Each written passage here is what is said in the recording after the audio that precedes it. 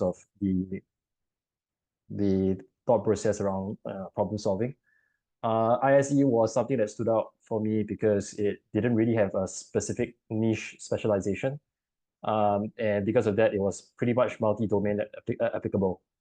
There was quite a bit of emphasis on statistics, and I think for my career and my job scope, statistics has played a large role in my success so far. I didn't really like science very much, so pretty much this was the only engineering that had little to no science requirements. And I think coding, the coding exposure, C and C++, that's what we did, was quite valuable as well. I think that's just a brief introduction of why I chose ISE. Side note was that my parents didn't want me to study business or econs because they felt I didn't really read very much. So yeah. So some things that I took away from my 4 years with ISE. I did as one of the camp directors for ISE camp. And then obviously I also participated in exchange studies, top right, where I went to Sweden with other NUS people. Specifically, this was Ling Shoping, and we had a lot of fun, basically. I also enjoyed myself in college. I stayed in IBRC. That was the first year IBRC launched. And I participated in quite a few activities from Frisbee, badminton. And of course, I also did a STEER Middle East program. I'm not sure whether they still do STEER, but it's basically a industrial engagement overseas experience. This one was specifically to the Middle East, where we visited Abu Dhabi, we visited Saudi, and we visited Oman. Yeah, so I think my university life was quite enriching. I did a lot of things, and of course, ISE was a big part of it. So moving on to career journey. So I basically had two main summer internships. The first one was with SK Energy International. How I got this internship was actually one of our profs was actually a PhD classmate with the new CEO of that company, and he sent this job or internship opportunity down the mailing list, and then I somehow applied to it and got it, and then I never looked back. So SK Energy is actually one of the biggest oil and commodities companies. It's one of the chaebols in South Korea. Then in 2017, I just followed through with the same oil and gas trading journey, where I entered BP. I'm not sure whether you guys are familiar with BP. Basically, it's one of the big oil and gas super majors. And I got a conversion offer from the summer. And then upon graduation, I started on their trader development program, where I did 3 rotations, 1 year each, doing derivatives, doing LPG. LPG is like what you burn for your stoves, to fire up your stove and to cook stuff. And gasoline is basically petrol, for those that don't know. And then in 2020, I did crude oil trade support. And following that, I had to pass a 4-day long test called the ATC before I could qualify to be a trader for BP. So a little bit about what I did as a trader, BP and Hengli both. Basically, we analyzed the market for whatever commodity they were trading. In my case, I was trading carbon credits. And basically, we understand the fundamental drivers and the technical drivers to price action. And we make bets based on that to make more money for the company, basically.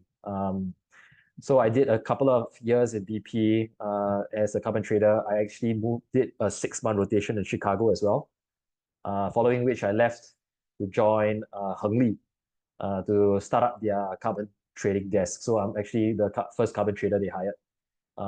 So I'm basically building up their team to expand on the products that they trade. I guess a little bit of insights and advice I could give from my experience, my short career experience. Number one would be ask questions. And I can't emphasize this enough because asking the right questions is probably more important than the answer itself. Number two, learning how to think out of the box. I think in university, we are taught a certain metric, a certain rubric too much. to the point where we lose the ability to, navigate unbounded learning. So when you go into the workplace, you really have, besides your upper study and your boss, maybe, assuming they are good upper studies and good bosses, you really have to think for yourself and to see what are the objectives your job entails, and how can you actually achieve that in the least effort, in the most efficient way possible. So I think number one and number two actually are quite related. Number three, you don't need to take yourself too seriously, and you don't need to be right all the time. I understand that in university, everybody is trying to get that first class honors and things like that. Um, my view is that you don't have to be right all the time. You just need to be right on the things that matter more often than not. Um, so maximize your effort to reward ratio rather than just rushing to try to complete everything, because you only have so much time. Um, Number four, find a mentor. I think that's something that stood out. And by a mentor, I mean someone that can give you guidance, not necessarily in your job, but in career. Because career is not just your first job. Career is, the next 20, 30 years. And having an approach and how that mentor actually saw his or her career through, I think gives a lot of there's a lot of benefit in it, similar to what this sharing is as well. Number five, be a team player. Nobody likes someone that just wants to be the star. Um, and being a team player means giving credit when credit is due. Don't hog the limelight. Um, yeah, just support your teammates, and your teammates will support you. Number six, I think learning to be very meticulous with details is very important. I learned that the hard way. I was never really very meticulous with details, but when you deal with money, and when I was dealing in trading, or rather I'm dealing in trading, the money is in the hundreds of millions of dollars. A small mistake can be quite costly. One example was when I was in the third year in BP, due to one Excel entry, a mistake, I cost the team $700,000, just like that. Yeah. And the last one, I think first impressions do count. Always think before you speak. There's nothing wrong with taking some more time to think before you respond. And you can always say, I've never thought about that. Maybe I could have some time to think about the response. Yeah. No one will judge you for that. Yeah. Yeah. I guess that's all for me. Thanks.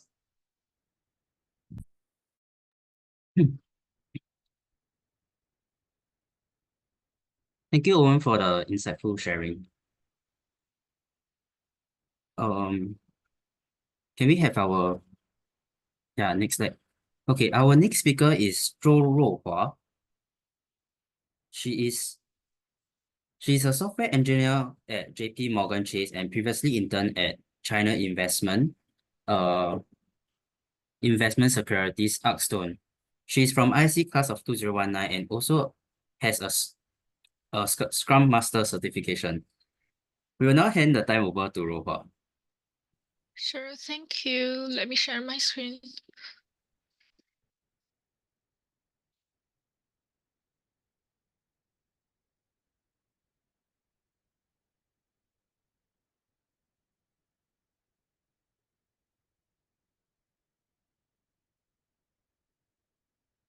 Do you see my screen?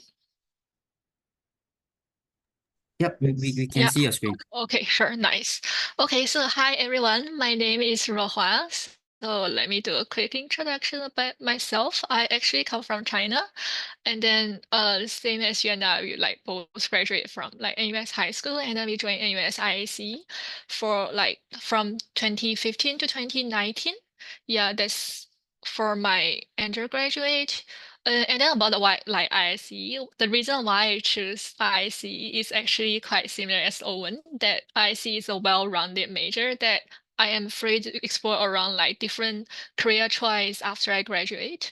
And then I also have friends who like at the same time join ISE, so I think that is a good choice for me. So that is about my career like education like choice. And then during IC the 4 years, I did summer internship. I also did industrial attachment. I will talk about them later. And then aside from the academics, I also like actively involved in different like CCAs. I live in Ruffles House. I joined a few like house sports and event CCAs. I also part of NUSU.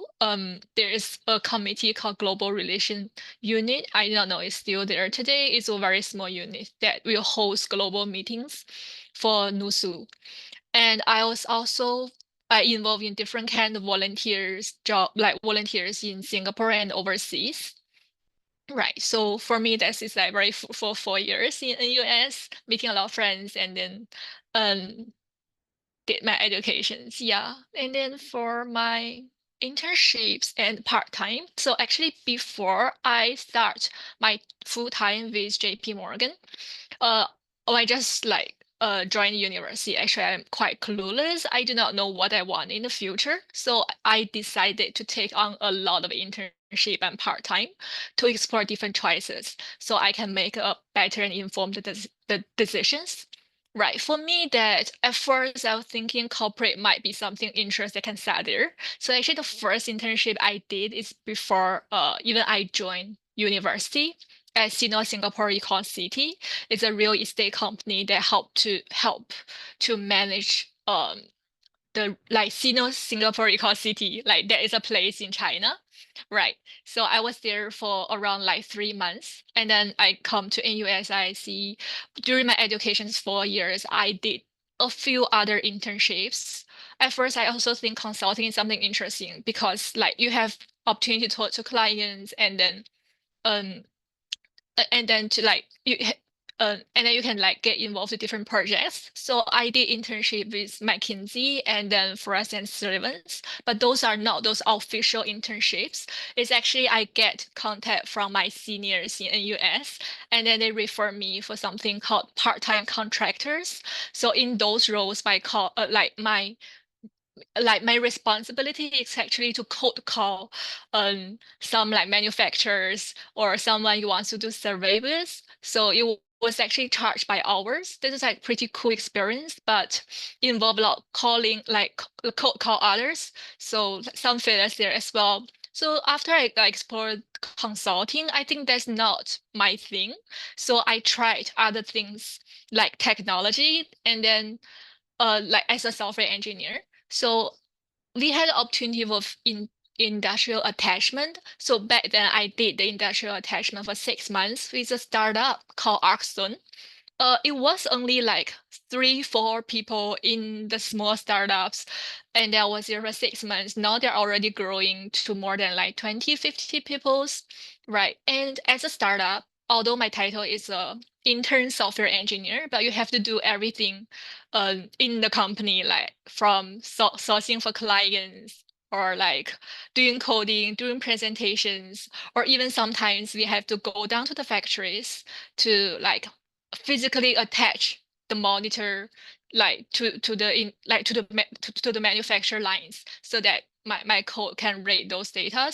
Right, it's also a fun experience, and I find out technology like coding is quite interesting, and I can handle it. And I landed, uh, eventually landed a summer internship with JP Morgan. I'll talk about that later in my full career journey, like in my full-time roles later. And then I was also thinking before I making decision that I want to be a software engineer, I should like explore more. So there's like no regret. So I did like finance internship with UOB and then marketing with like China Investment Corporations. The China Investment Securities they already merged with another company. It wasn't there anymore. But if you can see my experience, like because at the first time I do not know what I want, so I try my best to explore like a wide range of things. So I'll be more clear on my future career decisions. Yeah, that's for my internship and part-time. Actually, there are like much more than this. That's why I have others. Right, but I don't want there like too much of them to cover in this 15 minutes. And then for my full-time role with JP Morgan, so I'm a full stack software engineer. And then I actually come to know JP Morgan in one of the hackathon. They have this event called Code for Good. My friends dragged me to this hackathon, and although we didn't win, but we managed to like build something during the hackathons and JP Morgan called us back to say if you want to join like the internship. And then during the internship, I was in a blockchain innovation group. We was doing POC for something called stable chain. It's a it's a it's very like blockchain related and it's POC. So back then, although I'm an intern, I have opportunities to explore like new technology as well. And then right after this internship, I decided to go back as a full-time software engineer.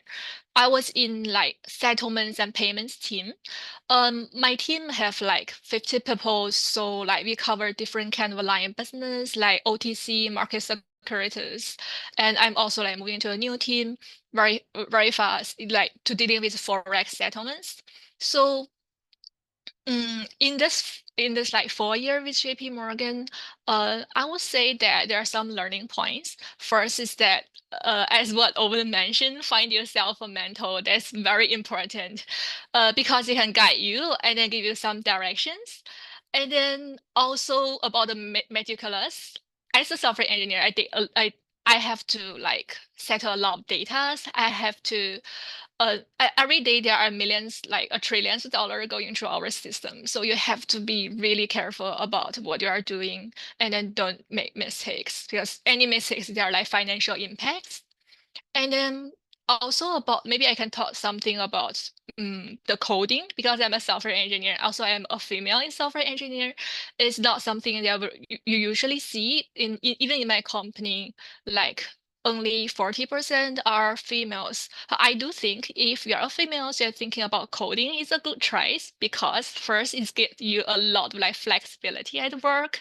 Like you have opportunities to come and work at like the time you choose. There's nothing like you have come at 7 a.m. in the morning and then go at a certain time. So you have more time to manage work and family better. And right, that's about like the coding. And then also if you want to do coding, one of things that lead me to coding like this role is because of the sense of fulfillment and the satisfactions I have in this role. In my system, they are like, as I say, there are trillions of dollars like coming every day. It's not a number I will ever see in my bank account, but seeing the numbers in the application I built give me a lot of satisfactions. And I know there are real things happens in the markets, and I'm supporting that business. Yeah, that is also one of the reasons I really like coding and technology. Of course, there are bad things also. As a software engineer, you have to constantly learn new things. There are like so many technologies. If you want to progress in your career, you have to learn every day, learn new technologies, even if they are not in your system, you are not using them today. For me, that I take like Scrum Master certifications. I also take AWS certifications, although they're not using this, but it's just to prepare me further in my careers. Yeah, that's about the technology. And then, as you know, that JP Morgan is a large company, is also like one of the biggest banks in the world. I think there are good things happens like in those international large companies. Like there are millions of opportunities internally, and it's like quite easy to move around the teams, move around functions and locations if you are considering like large company. Right, that is about my career. Yeah, I think that's about my presentation. Thank you. I'll hand over time back. Okay, thank you, Ruohua, for the interesting sharing. We have our last speaker for today, which is Yuanda. He's currently a software and wait, sorry, the slide's not updated. Okay, our last speaker today is Yuanda. He's currently a software engineer at ByteDance and previously worked at Citi. He graduated from IC class of 2015 and also graduated from NUS Masters in Computer Science in 2019. Without further ado, let's welcome Yuanda. All right. Thanks, John. Yeah, let me share my screen. Let me find it. All right. Cool. I will see my screen. Yeah. Right. Hi, everyone. Yeah. So my name is Yuanda, and yeah. So I'm from the class of 2015, which is quite some time ago, almost 10 years ago. Yeah.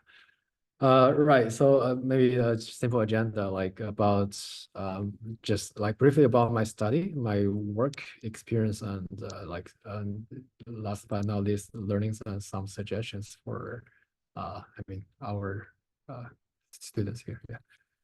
Right. So like going in the chronological order, I guess first like was my undergraduate at NUS. But before that I was senior of Ruohua. Yeah, so we were from the same high school. Yeah, basically. Yeah, but yeah, then we went to the same major in NUS. Yeah. Yeah. So all right. So like I was there for like since 2011, majoring in ISE, while at the same time I was doing a minor in CS. I think at that time, I was doing choosing between like computer science and industrial ISE. Like in the beginning when I did the major, I think somehow at that time ISE was a hot trend. Yeah, I think. Yeah. So towards the end, like I chose ISE, but I couldn't give up on CS, so I chose it as a minor in the end. Yeah. While afterwards, I mean, like despite whatever I chose, like about the work I was doing, software related. Yeah. Yeah, I was a lazy person, unlike the other two guest speakers. Yeah, they are very shining, but I was very lazy, and I only did one thing, which was the overseas college. I believe there's still NOC ongoing right now, and they also expanded to more places in the world. Yeah. Right. So but I was in Israel for half a year, yeah, like working a startup over there, like. Yeah, I think that was a brilliant experience, like exposing me to a lot of different like entrepreneurs and also people with a similar mindset, like basically opened me like the new world of technology innovation, what kind of thing. Yeah. But yeah, like I guess like if you have the experience, yeah, no matter it's exchange program or overseas college or some other program, like to expose to a different environment, highly recommend you guys to give it a try. Yeah, I think it will be a very unique experience, yeah, for everyone. We can, I mean, if you have any questions about NOC, we can talk afterwards. Besides this course internship, yeah, I was actually doing a lot of CCAs. I think I had 5 CCAs in a year. Yeah, basically, yeah, I've been trying out different things, trying to explore different opportunities, doing a lot of sports or other activities. Yeah. Right, side projects as well. Like basically, although I was having only one internship, but I did have several side projects related to programming, which also like helped to hone my skills. Yeah. Yeah. Right. So after that, with this, I was, I mean, with the people, I mean, yeah, this I think is a little bit different from the other tools. But I was just trying to share like the experience I was trying to look for a job. Like, yeah. So similar to the other grads, I mean, actually, the graduates from my batch, we were finally like, a lot of vastly different industries towards the end, but a lot of interview process was similar. Yeah, basically you'll find a lot of your batchmates attending the same interviews for the same company. I mean, a lot of same company. I think I was attending like 30 or something. I mean, sorry, apply for like 30 something or even more if I'm not wrong. Yeah. But like a lot of rejections for sure in the first round because I was not as prepared as my classmates who had tons of internships before that, especially if you're talking about those banks program or which was very hot at the time, and like some small internet companies and a few big ones, we didn't have that many choices at the time for the internet companies. So I was not very prepared for systematic interview trainings. Yeah. So yeah, like I was, yeah, but somehow towards the end, like based from my whatever projects or internship or whatever, I got a few offers. Yeah, like you can see, it's also like a pretty different, like towards different directions. Yeah, well, a bank, well, like there's a tech company works applications. There was also like a Qatar Airways, which I think they came down to NUS just to recruit ISC people at that time. Yeah. So we had a few offers. I mean, we have a few people who got offers, but I think if I'm not wrong, only at most one person accepted the offer. Yeah, because you have to be posted in Qatar for a few years. Yeah, I think that will be a.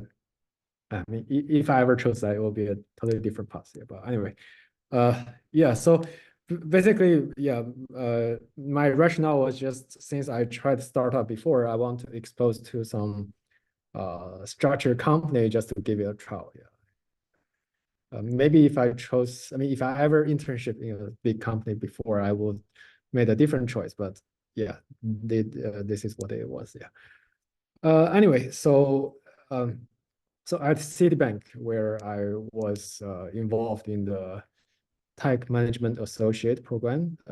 Yeah, I mean, it's just some fancy name, but I was exposed in a few different rotations about different teams within the investment banking session. I think they called it institutional client group, ICG, whatever. Yeah.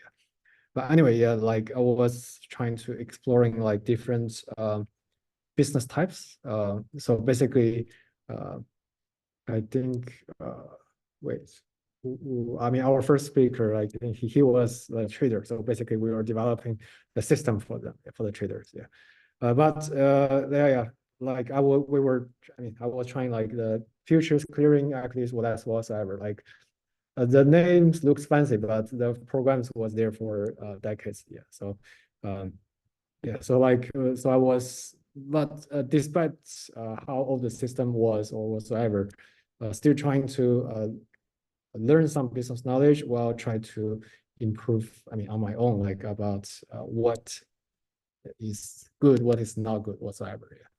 But towards the end, I was in new projects, which was totally from scratch, which was getting me excited to stay there for some time. Yeah.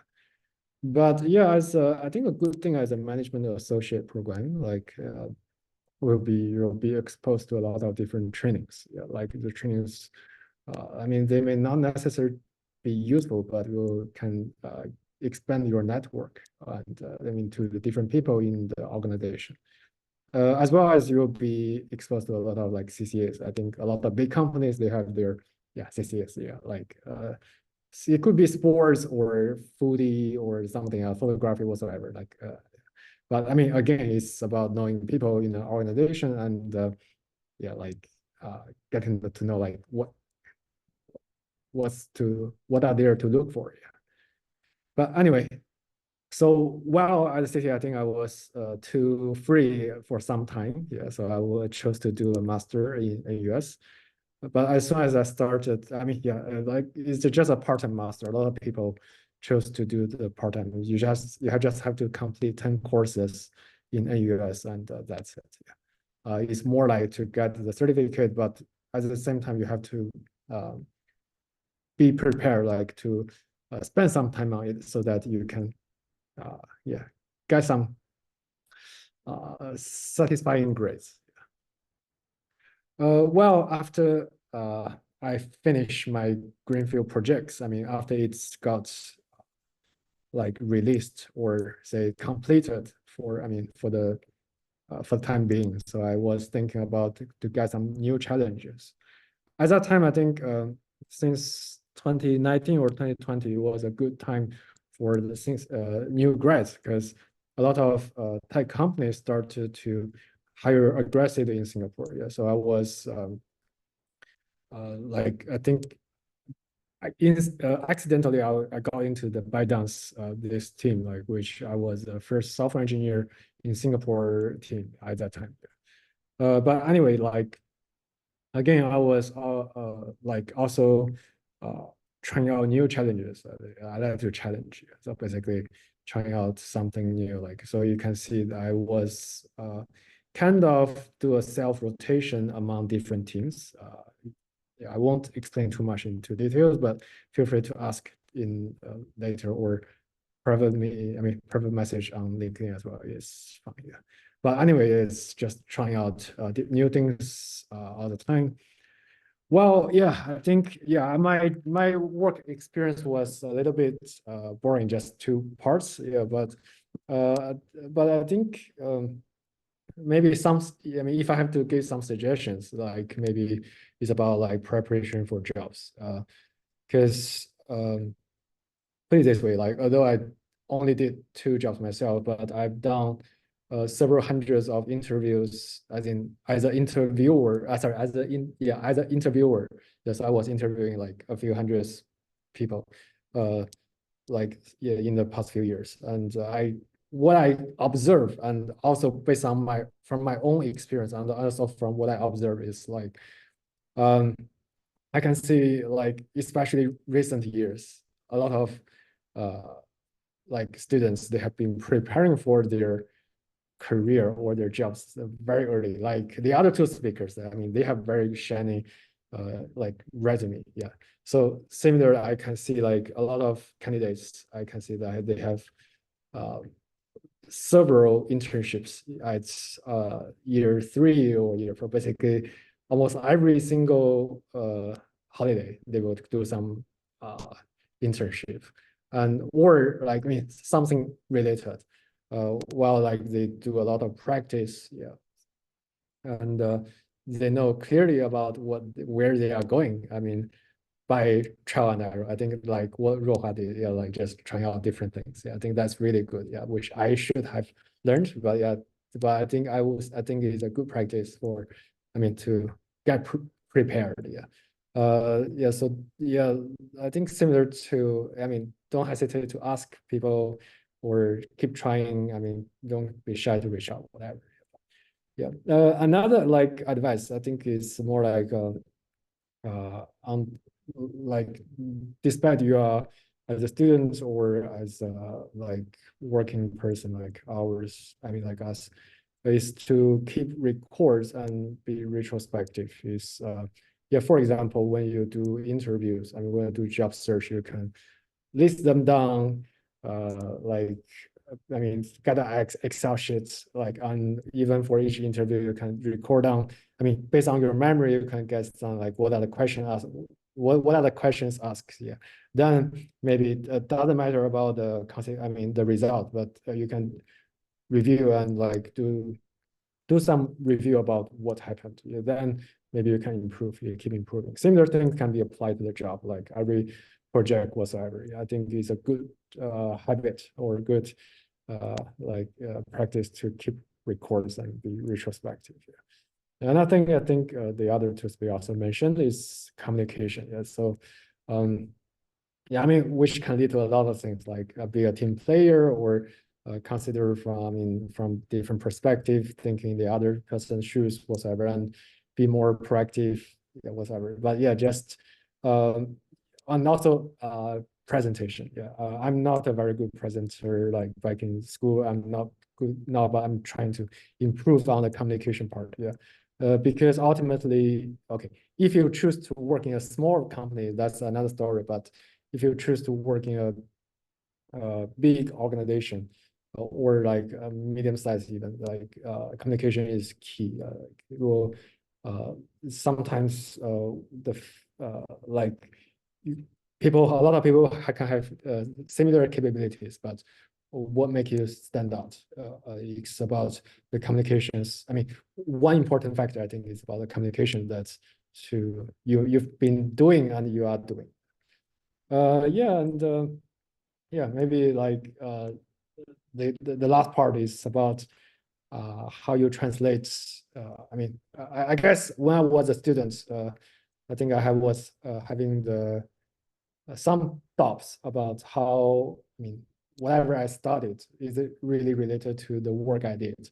Yeah, honestly speaking, I think all the courses, not all, but most of the courses I did, including like the PC 1431 or whatsoever, PC 1432, those kind of thing, or the EG 1109, 108 whatsoever. Like I forgot of them. I mean, if you ask me, but I think what's important is about how to learn, because I mean, our job, I mean, it can change. I mean, the content can change, but whatever we did in university can help us to learn efficiently, systematically, and fast, so that whenever there's a new challenge or some new content, we can adopt like well, yeah, I would say.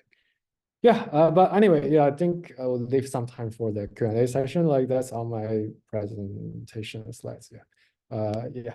Thank you. Thank you, Yuanda, for the insightful sharing. Okay, now we'll move on to our Q&A session. So, before that, please scan the QR code to submit your questions. The Q&A is also in the Zoom chat. And when you are submitting your question, please state who you are addressing the question to as well. Thank you.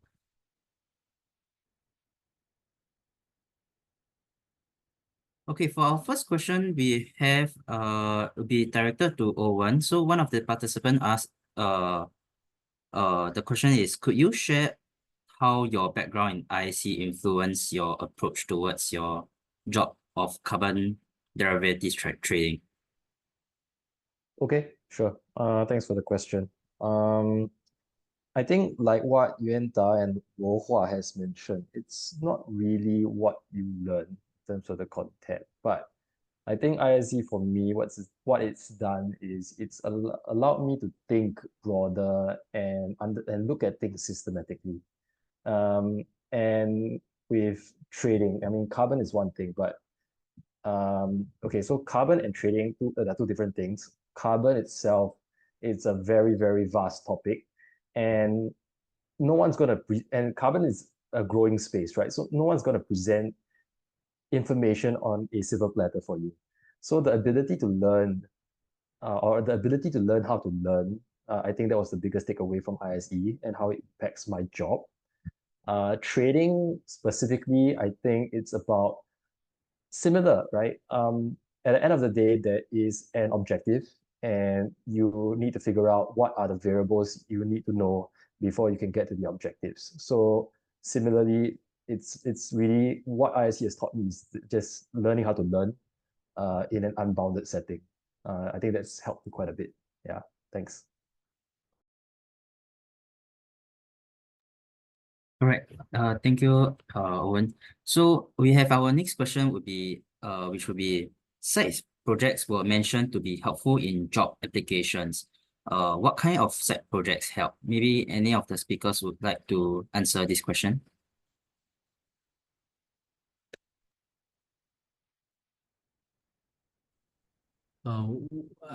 Yeah, maybe I will just say a little bit like about that. I mean, from the engineering point of view, I mean, because like, yeah, I think it will be helpful. It will definitely be helpful if you have some like complete side projects, I would say, because yeah, I mean, it's not about just start and leave it there, but rather about like the full life cycle will make you like I mean, will make it no difference as a internship from my point of view.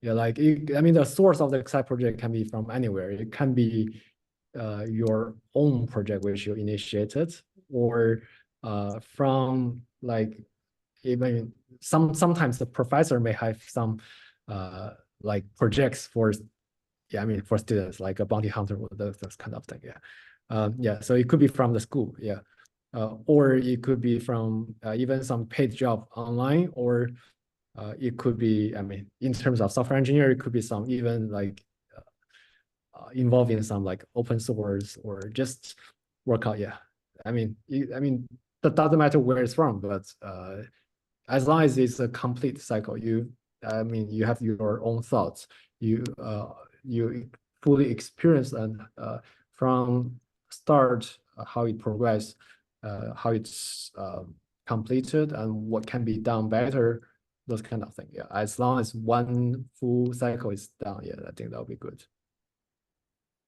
Maybe I can add on to that. Just like if you are looking for the ideas of a set project, there's one tips I have. Go to LinkedIn, search for people you know or like well known in the industry that you want to go, and see in their LinkedIn if they did any like side project. And then you can just like do the similar things, right?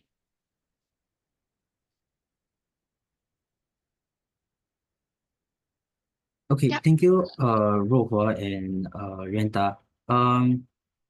Owen, do you have anything that you want to share regarding this question?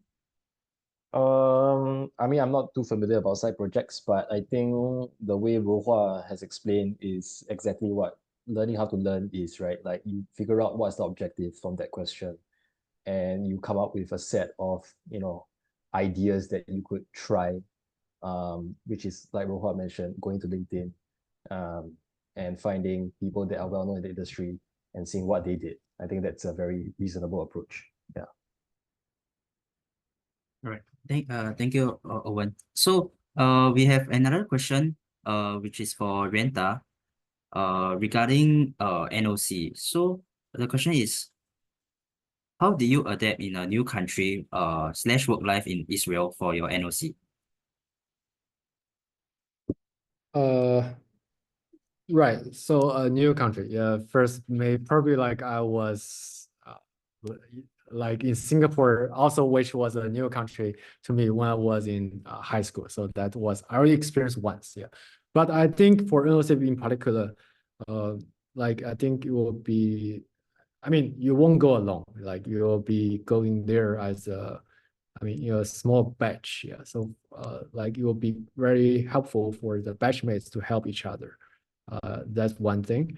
And yeah, I think regarding the like the other part is keep an open mind because I think for people who wants to choose those means you are willing to explore new things, which already made you like having the open mind. Yeah. But just at the same time, I mean, with respect to all the different cultures and like habits, well, just keep an open mind, exploring. Don't be afraid. Yeah, just yeah, yeah. About the wait, would they mention that the work-life balance or something? No, it's regarding how do you adapt to Israel's country and work life? Yeah. Oh yeah, the work life. Okay, yeah, the work there. The work in the startup was pretty unique. So basically, I was in a extremely small company. We only had 4 people, yeah, including myself. Yeah, so it was very unique. We have to cook for our own lunch. Like, I mean, every day we take turns to cook our lunch. Yeah. So, but the work itself is just, I think, similar to Owen's at one point, like get a mentor. So I think, I mean, you are there because you are, I mean, at least you have some capabilities to learn. And while having the mentor will get you the direction and maybe start from like the different small tasks, then progressively you will hone your skills and be good at what you are doing. Yeah, that's. Okay, thank you, Renta. So we have our next question, which is for Ruohua. Our participant asks, could you help share how you secure your other internships like McKinsey, UOB, etc. And do you have any tips for students trying to secure internships? Sure. I think for me, how did I secure the McKinsey and the Fraser Servants is all through my seniors in IIC and other like CCAs that I know. So sometimes they'll share the information in like LinkedIn or in like Telegram, WhatsApp. And then if I saw those information, think interesting, I'll just go and ask them. And then for those internships, they are not really like in the program. Like it's not a very structured program. They're actually contractor roles that for you to go and really help the manager with some small tasks. So it's more manageable, and then they do not really need a a lot of interview process. So it's quite easy to get, and you have connections, like people refer you there, they're happy to take you in. But yeah. Does that answer your question?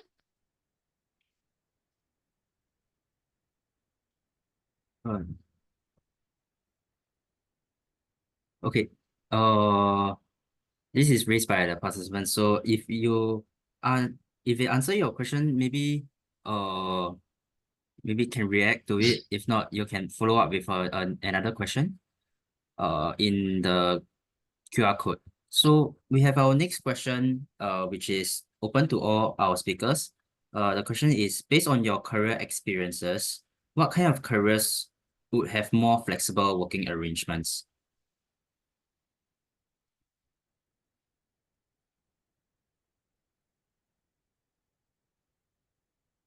For me, I would say actually technology is quite flexible, especially when you're a software engineer. In my, I wouldn't know like what's Yuanda's like schedule like. For me, that I can choose to come around like 11 a.m. or like 10 a.m. in the morning, and then during like the daytime, I can go to gym and then come back to work.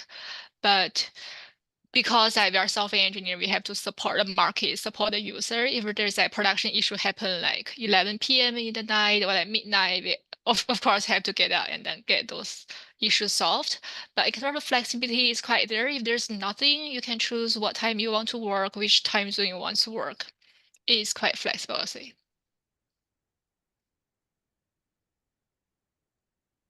Yeah.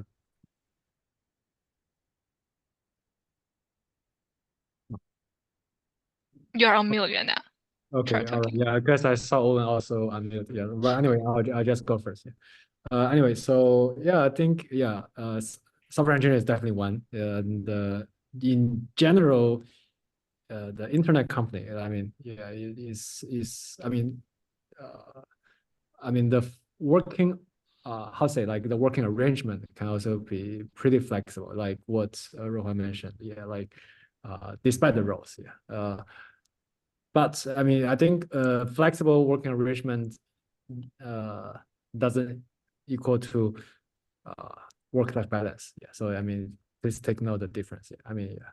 And also like in general, these companies are like results driven. So I mean, if you can really be super effective and super efficient, yeah, of course, like by all means, you can get everything done in a very short time. By all means, yeah, doing that. Yeah. From what I know from my friends, like in some of the crypto industry in particular, like they can work remotely very often, but that's really depends on the company. I think now more and more companies having a hybrid or uh, like working arrangements. Yeah, that's all. Pass it the time to you, Owen. Sure. I think speaking from trading, there are very many different types of trading, so I'm not going to bucket everything, generalize trading. Trading can be very flexible and can be very inflexible depending on the type of product you're trading and the company that you're working for. So if let's say you're working for a pure prop shop, meaning to say it's purely P&L driven, if you hit your target in your first month, you can go off for the rest of the next 11 months. It doesn't matter, right? I guess that's quite similar for sales as well, as long as it's a small lean team. But if you were but what Yuanda said as well, right? Like flexible hours doesn't mean good work-life balance, because the intensity in trading and the amount of pressure that you have can take a toll. So I wouldn't say trading is for everybody. But yeah, so you get the spectrum from very flexible to very inflexible and very stressful, all within trading. So it really depends on where you end up. Yeah. Thank you, speakers. We have our next question, which is also open to all speakers. The question is, could you share the best place or way to get an internship in year one, since it's most difficult with limited experience?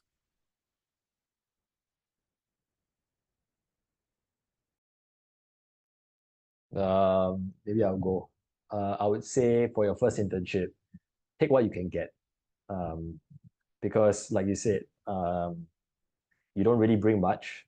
And to be fair, even as interns, most of the time you don't really bring too much at the start. But the fact that someone was willing to give you a shot, just take it for the first year, my view. And then that in itself would tell you what you don't like, what you like, quite quickly, at least for what you do.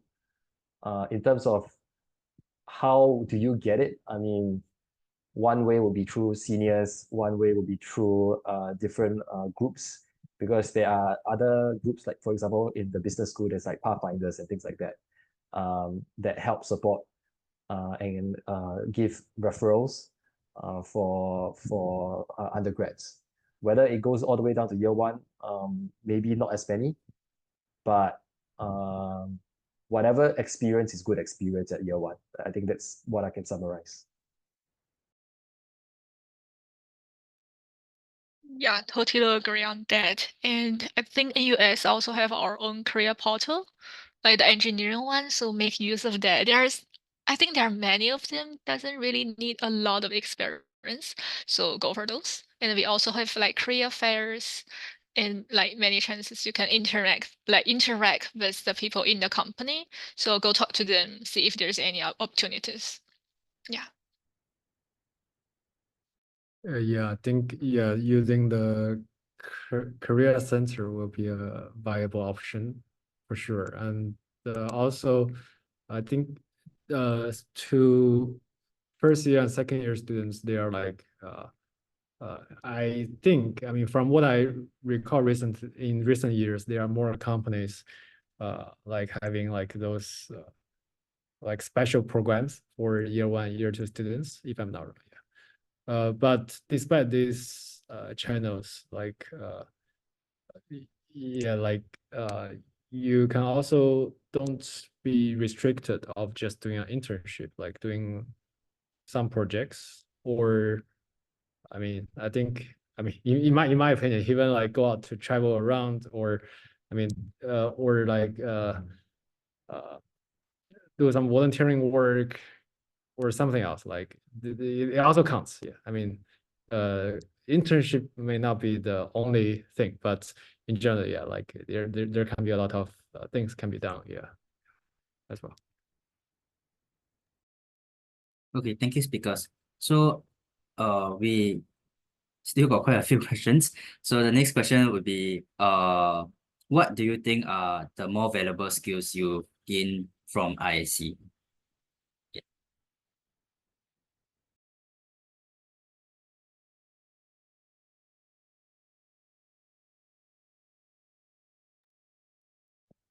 Maybe I can share about like one of the most interesting course, or like the one is very useful to me. I still like use the knowledge there today is the one for like decision modeling.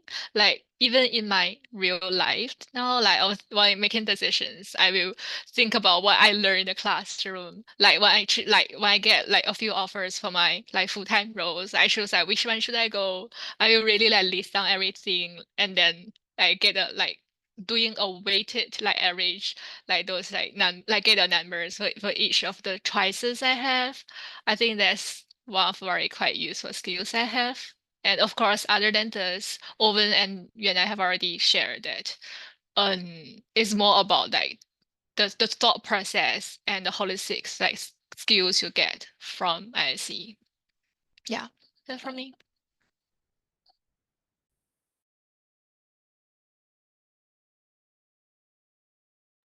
All right, maybe add on a little bit. I think yeah, in IC we actually like despite the course names, we actually like do a lot of statistics work and learn a lot of statistics knowledge.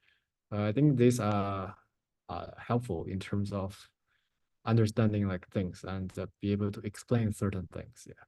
Yeah, like those kind of distributions or knowing what is statistically significant.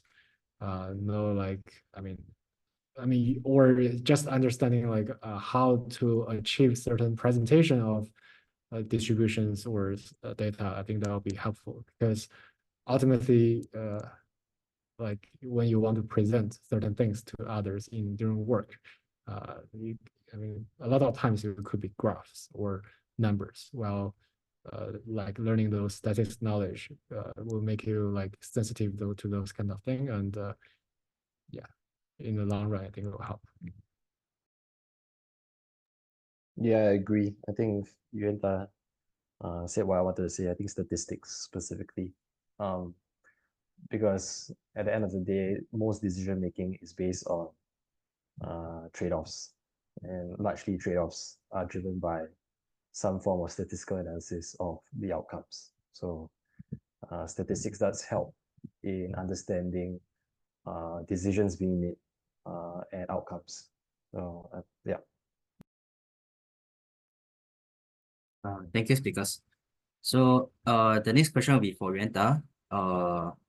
Question is, what was the environment like in a management associate program? And could you share why did you leave the program?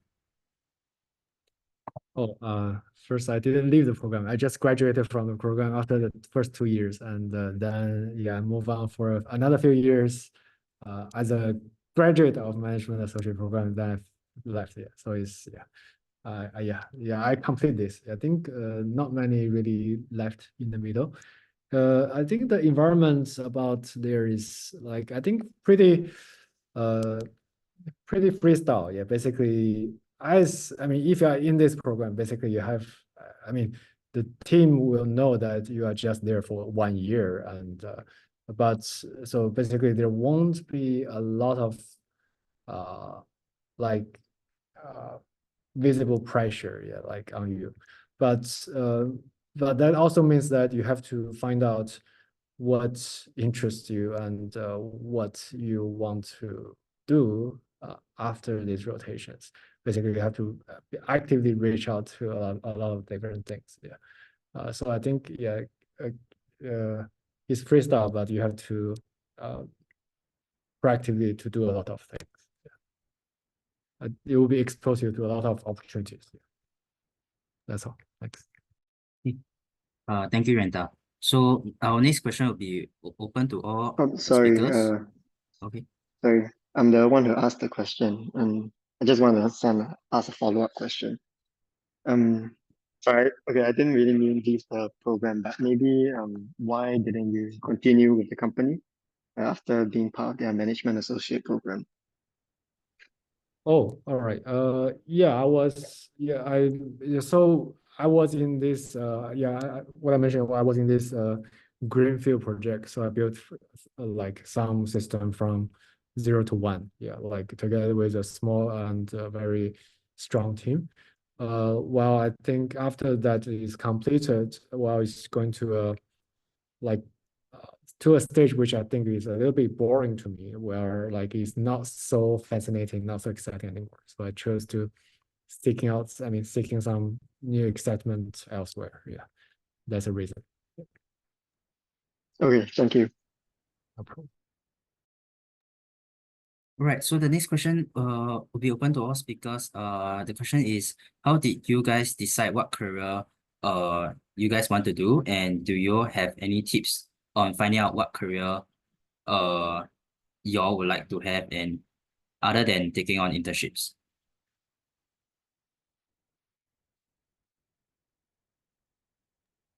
Maybe I'll go. For me personally, I think I was quite set on trading at the start of my university career, university life, since year one. I just didn't really know whether or not it was going to be what type of trading. And that kind of narrowed down after I got my first internship.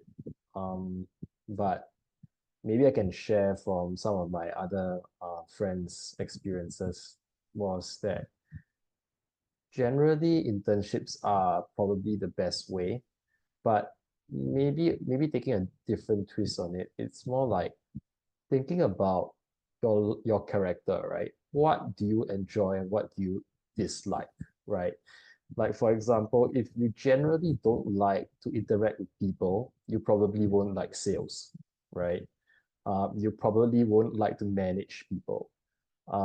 Conversely, if you like working with numbers, you find that very fascinating. You probably would enjoy statistical analysis of data, things like that. And there are many, many different jobs that require such skill sets and interests.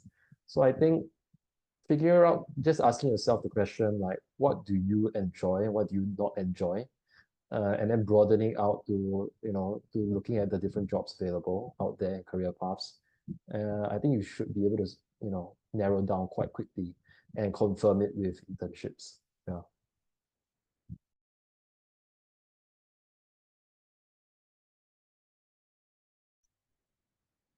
Hello, I think for me personally, I feel I agree on what Owen say that you have to know what you what you are, what you have, what you can offer to the workforce. And then at the same time, you have to know what the workforce need, like how your skills or your personality can match what the workforce needed. So for me, that I know coding, I have the technical skills, I can talk to people, and I'm willing to work in like different time zones, like even if you have a morning calls and late calls, I'm okay with that. And I do want a work with a lot of like flexibilities in terms of like working hours, in terms of moving to other locations in the futures. And I do need like a sense of fulfillment at my work. I want to see something delivered. Like that's why the reason, optimal reason that why I choose coding at first place. Yeah. How about you, Yuanda? Yeah, I think I think it's about I mean, for me, I didn't really look at the industry or the I mean, as very significant thing from my, I mean, basically, yeah, because for me, because I was interested in the like computer science or like in the technology, those kind of things. So I think accidentally like it's like the so-called the transferable skills, yeah, which I think will be important because I think, yeah, because I can see a lot of examples around that people can change from one role to another. Like today could be software engineer, tomorrow could be like data and data analytics or algorithm engineer or product manager, or in the future it could be something else like the strategy.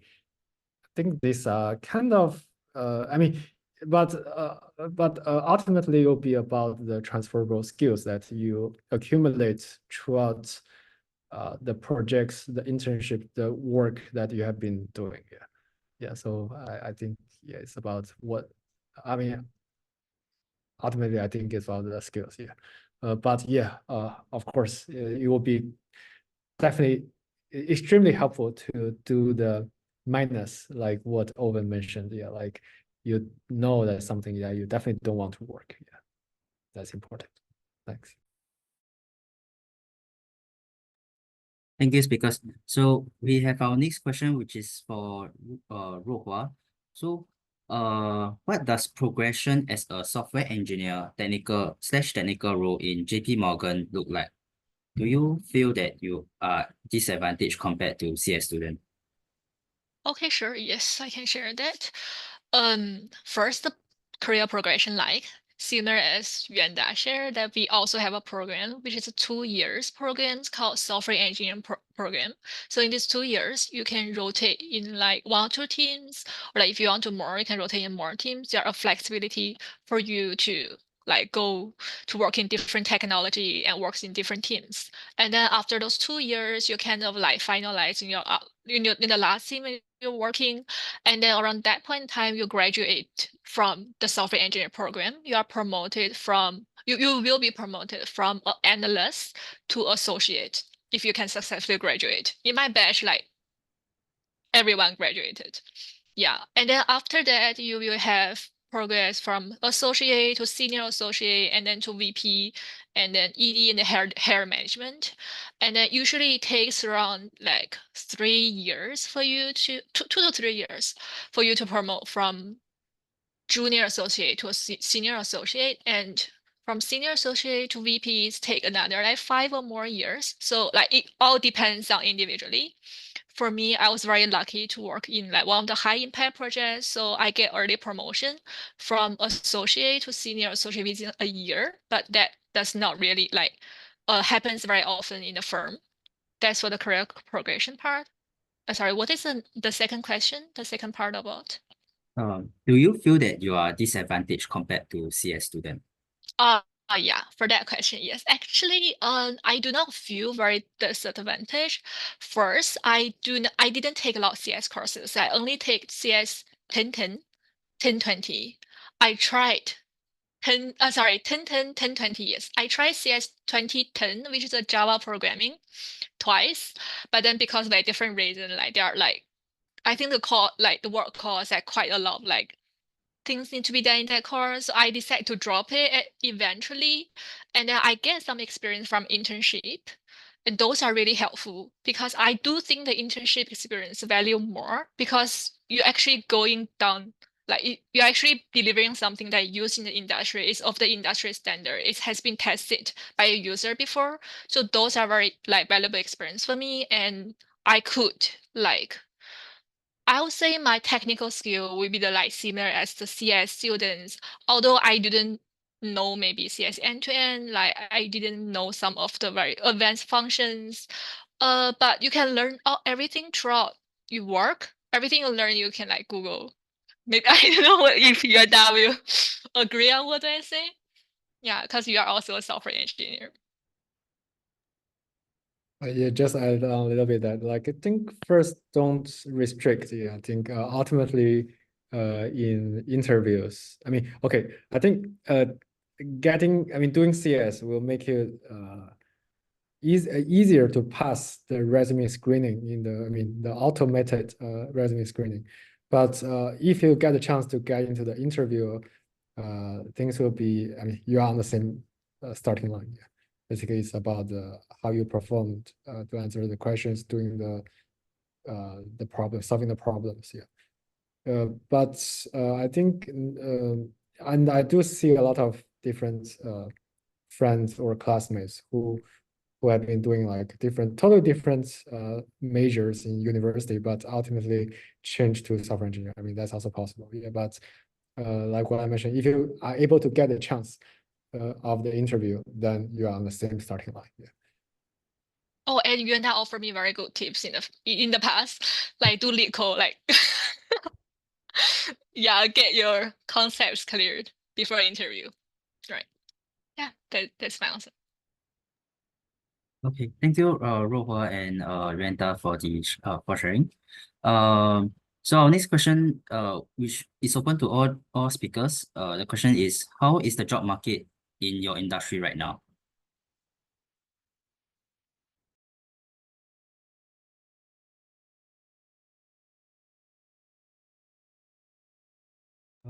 Yeah, maybe I'll start first. Yeah. Right. I think overall, the thing that based on my understanding, the internet companies are still generally hiring. Yeah. I mean, in Singapore, there are still like a lot of openings. Yeah. I mean, there are a lot of for example, like ByteDance there are many teams hiring, and I think if I'm not wrong, Meta, Google, MiHoYo, Grab, Shopee, they are all hiring. So, but it's about how many people. Yeah, but yeah, I think it's definitely not as aggressive as the past few years, but yeah, I mean, there are still openings. So yeah. I think same as the bank software engineering department. And then like there are a lot of opportunities for like the fresh graduate as well. So there definitely chance. I think in the maybe not moving away from trading. I think in the carbon space or the green economy space, it's definitely a growth space. So that will slowly attract more and more jobs as Singapore tries to push more money into this area. Yeah.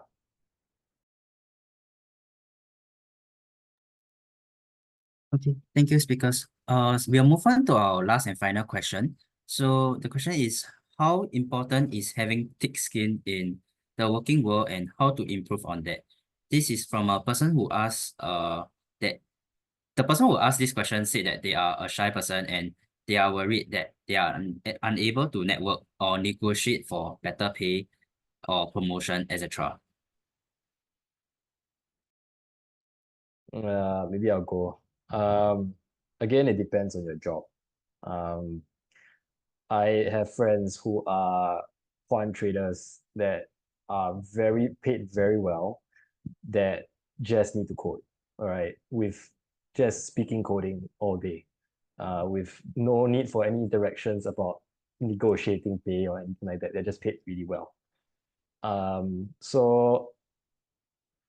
on the other hand, I do think that marketing yourself is very important. Especially given the fact that there are only so many jobs that allow you to not market yourself and still get paid well. So how do you go about it?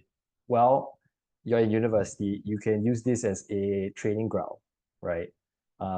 To express yourself in a way that you've never done before, and maybe you have your friends, right? Like, use that as a safe space. Ask for feedback, and constantly try to take an additional step further in terms of you were too shy of asking this. Just say, okay, you know what? I'm gonna say 3, 2, 1. I'm just gonna ask it, right? And I think don't overthink too much, because a lot of people tend to overthink like what the response will likely be, and sometimes they overthink it negatively and hence not ask the question. But you'll be surprised, most of the time people are quite receptive to questions. You just gotta practice and practice and practice to the point where you move those assumptions out of the way. Yeah.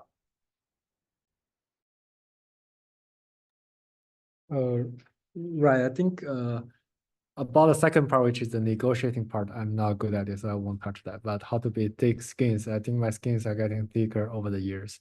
But I think probably like how to get thicker skins is yeah, I mean, maybe one practice is about talk to people you don't know. I mean, make some friends or having some new conversations with people you don't know. Doesn't matter in school or like say on a school bus or like in a, I mean, or maybe just attending a department event where you can see a lot of people you might not know, like just talk to them. Yeah, I think that would be a good practice in general. But on the other side, you have to, I mean, I think how to be thicker skin is also about your own, manage your own feelings or your I mean, be acceptive of yourself. Yeah, basically you have to, yeah, I mean, don't be afraid to make mistakes whatsoever. Yeah, just say something, just do it. Yeah. The opportunity side, I think there's one thing I did. I think it did help me a lot is actually do fundraising in school. You know, like those CCAs, like volunteer works, they always have fundraising events. Before they go to the real place. So if you can join the CCA, you will find out how they do their own like fundraising. They have like millions of ideas why you should like give them money, and from there you can learn the skills. I think, yeah, that's one of the things I did. This can help.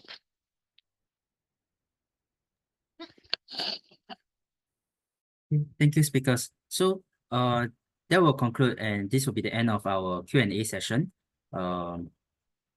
Thank you everyone for your participation, and thank you speakers for your insightful answers. We'll have another session of the ISE Alumni Series next week, so see you guys there.